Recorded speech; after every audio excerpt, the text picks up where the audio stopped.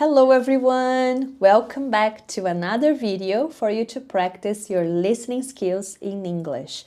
I'm very happy to see you here again and I hope that you have fun watching this video. In this video, I will tell you about my experience seeing a doctor here in Japan for the first time. But before we get started, please check here in the description my suggestion of how you should study this video for you to get the most benefit from it. Alright, so let's get started.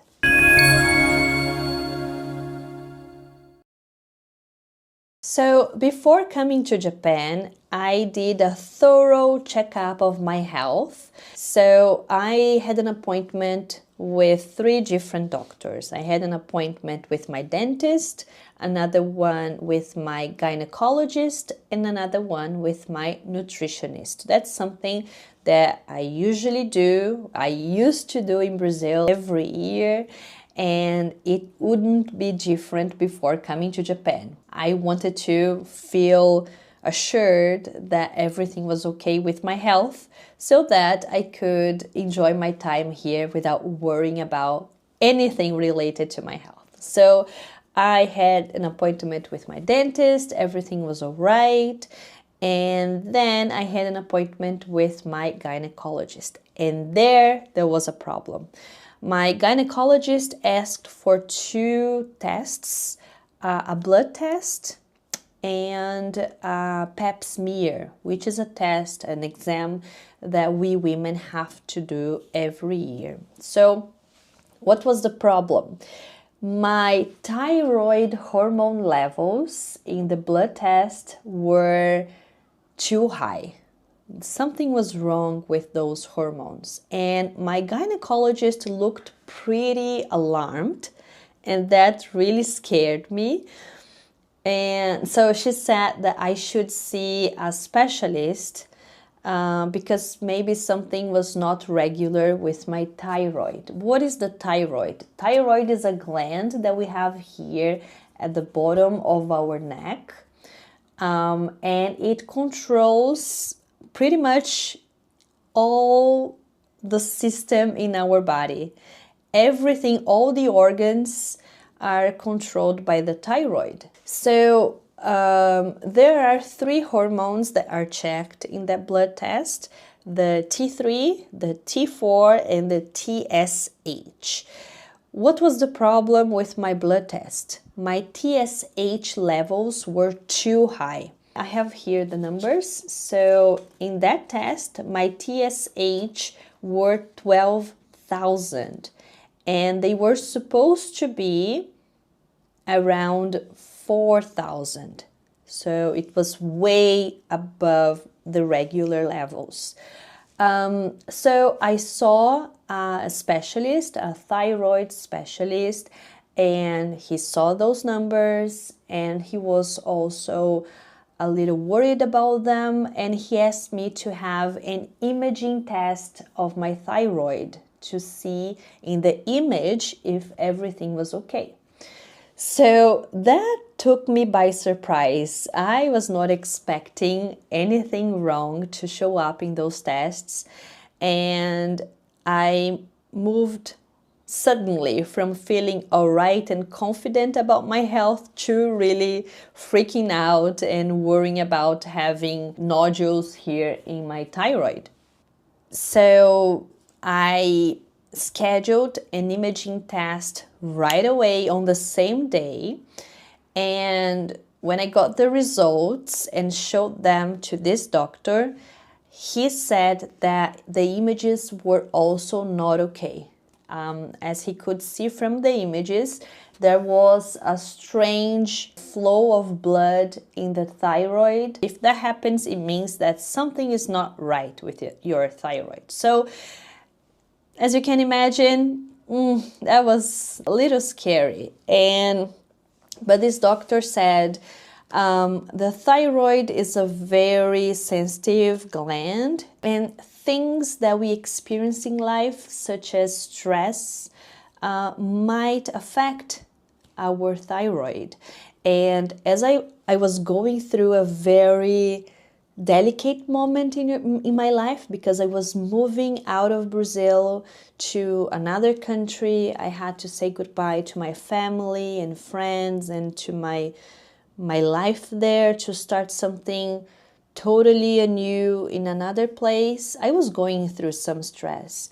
And he said that it might be a reason. So he said he was not going to prescribe any medications for me. And he said that I should see a doctor again in 6 months. So I came to Japan and I searched online. I checked on YouTube videos of people, of doctors. I tried to listen to doctors talking about the thyroid and how to keep it healthy. Oh, something I forgot to mention is that doctor said that I might have Hashimoto's disease. Hashimoto's disease is when your immune system attacks your thyroid. And because of that attack, the thyroid can't work properly. And Hashimoto's disease leads to hypothyroidism. After 6 months, I started checking videos of people on YouTube talking about their experiences here in Japan in relation to medical appointments, medical treatments.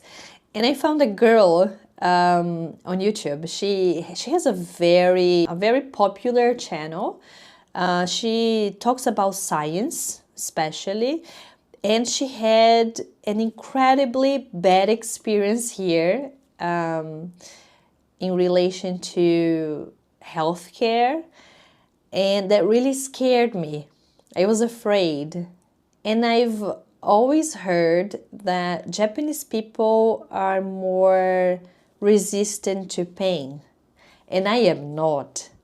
I'm completely the opposite. So I was afraid that I might have to have any procedure here that might be painful, and I might not deal well with that. So I postponed my appointment with a doctor here for longer than 6 months. And I finally did it last week, 2 years after my first appointment with a doctor in Brazil. I know that was not nice. I shouldn't have done that, because if I did have something bad in my thyroid, 2 years would be a lot of time, and if it were something really bad, I might be facing really, really bad consequences for having waited for such a long time. Anyways, so how was my appointment? I looked for a clinic that is specialized in thyroid here in Japan, which was quite surprising to me because I had never heard of a clinic that is specialized in thyroid, at least not in Brazil, in São Paulo, where I lived. And why did I pick this clinic? Because first, the doctor could talk to me in English. And second, the reviews of the clinic were pretty good. But once I accessed their website, everything was in Japanese. So I asked my husband to book an appointment for me. And on the website, he could see the information about the doctors. This is something very interesting that we don't have access to in Brazil. Here in Japan, they show the academic background of the doctors. So the doctor that was going to see me had a specialization, I think, in the University of Southern California. So we made an appointment and my husband went with me to the clinic, and the receptionist, the nurses, everybody spoke only Japanese. So to write the papers, right, those first forms that you receive and you have to fill out with your information, I had to use Japanese. My husband was with me, so he did that for me. But if you were here and you had nobody to help you, you would have to use Google Translate and then fill out those forms somehow using Japanese. Writing in Japanese is not easy, so I don't know how that would be done. So we filled out the papers, and we had to wait just a very little time, and someone called me to have my blood drawn. I was going to have a blood test to check my thyroid hormones. And I cannot see needles, I cannot see blood. So every time a nurse draws my blood, I look away. And that's what I did. But before drawing my blood, they checked my blood pressure. And I think because I was having a different experience, and I was also worried about the results of these exams I was going to have, my blood pressure was the highest ever in my life. It was 14/8. That was not normal for me. Usually my blood pressure is 11/7, 12/8, but 14/8 was a sign that I was nervous. So the nurse was very kind. She drew blood from this vein here. As you can see, it's still a little purple. It didn't ache anything more than it normally does when I have this exam. It was totally the same. And then we went to the waiting room to see the doctor. So when I saw the doctor, she could speak English. I told her about my situation. She asked me to swallow, doing this, swallow, while she palpated here my thyroid. And she also checked the results of the tests that I had brought with me from Brazil. I used Google Lens to show her the results because everything was in Portuguese and she doesn't understand Portuguese. And after that, I went back to the waiting room and waited for another doctor to call me for an imaging test of my thyroid. And then shortly after they called me, I had the test. It was totally the same as I did in Brazil.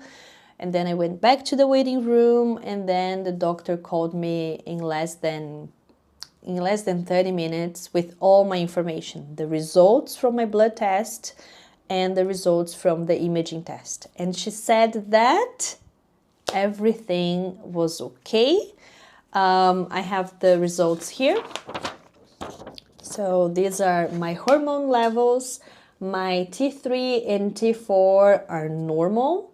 My TSH are still high, but much lower than before. As I told you before, in Brazil, my TSH was 12,000, right? Now it is 7,229. So it's better.